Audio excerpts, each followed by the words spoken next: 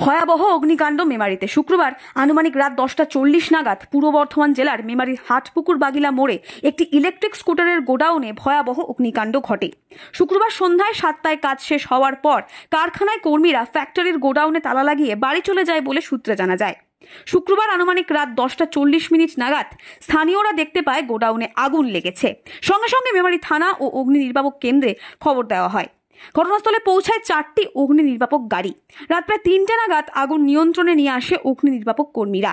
কিভাবে আগুন লাগলো তা তদন্ত করে দেখছেন মেমারি থানার পুলিশ। প্রতিনিধি মৃত্যুঞ্জয় যশের রিপোর্ট, সুন্দর বাংলা নিউজ। বলছি কখন আগুন লেগেছে?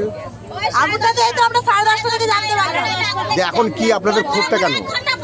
আগুন লাগা অনেকক্ষণ পরে জলের এলো, মানে ফোনের উপর ফোন করে যাচ্ছি, কোনো জলের আসছে না, বলছে আসছে আসছে, তার মধ্যে তো পুরো পাড়াটা পুরো ধ্বংস হয়ে যাবে। তখন কি আগুনে কি ইয়ে হবে? ছোট ছোট বাচ্চা আগুনটা কখন লেগেছে, কখন লেগেছে? এটা কিসের কারখানা?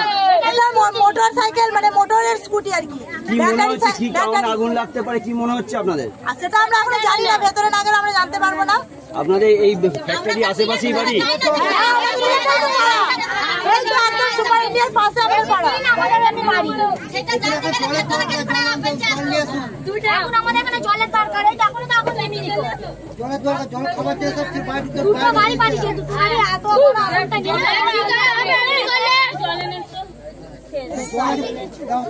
কি চাইছেন আপনারা এখন? চলবে না, এখানে কারখানা বন্ধ করতে হবে। যেহেতু একটা জনবসতি এলাকায় একটা পাশে কারখানা থাকলে বিভিন্ন দিক থেকে দূষণ হচ্ছে, তার মধ্যে একটা দুর্ঘটনা হয়ে গেল। এই দুর্ঘটনাটা যদি আজকে আমরা না পাড়ার মানুষ দেখে থাকতাম, গভীর রাত্রে যদি আগুনটা লাগতো, আজকে পাড়ার মানুষের কি অবস্থা হতো? এই ছোট ছোট বাচ্চা নিয়ে আমরা কোথায় যেতাম? আজকে আমরা রাস্তায় এসে বসে আছি। আপনার নাম? আমার নাম পাপিয়া।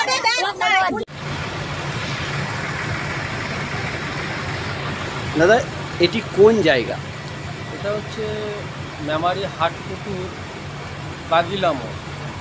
ঘটনাটা কি ঘটেছে? ঘটনাটা হচ্ছে, এটা হচ্ছে ইয়াকুজা একটা কোম্পানি, ব্যাটারি স্কুটি এখানে তৈরি হয় এবং আমাদের যে মালিক, সেই মালিকের বাড়ি হরিয়ানা। তা হরিয়ানার মালিক এখানে থাকেন না। এইখানেতে মোটরসাইকেলের মতো যেরকম পার্টস তৈরি হয় বিভিন্ন জায়গায়, আমাদের এখানে পার্টসও তৈরি হয় না, পেয়ার পার্টস বাইরে থেকে আসে, এখানেতে ফিটিংস হয় শুধুমাত্র। তা প্রতিদিনই মোটামুটি 100-150 উপরে গাড়ি তৈরি হয়।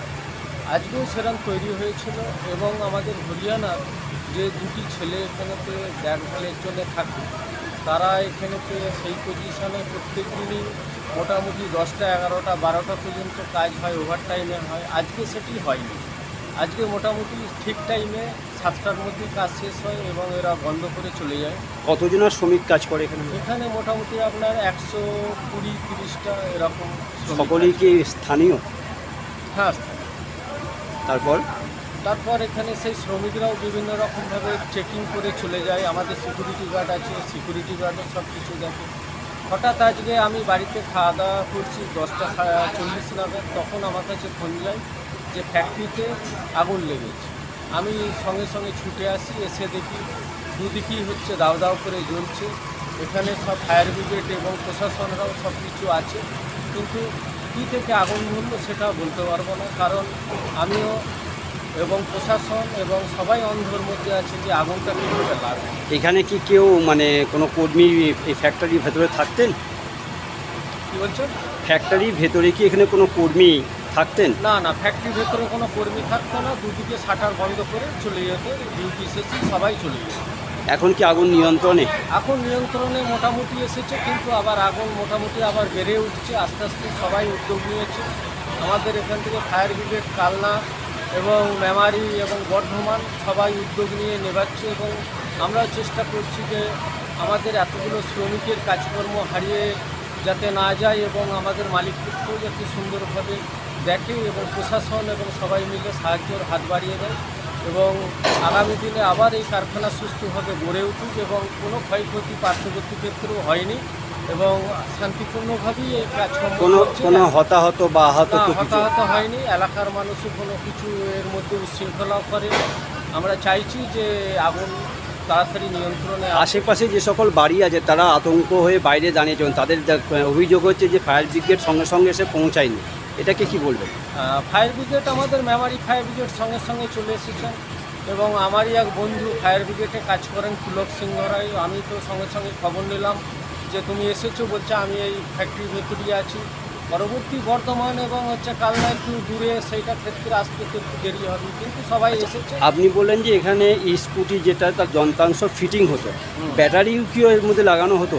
হ্যাঁ, তাহলে এটা কি ব্যাটারি থেকে কোনো